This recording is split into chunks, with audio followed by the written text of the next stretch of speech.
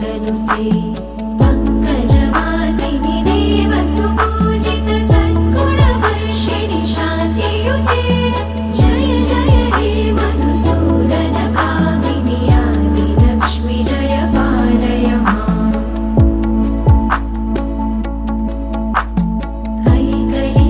ऐकलिकल्मषनाशिनि कामिनि वैदिकरूपिणि वेदमये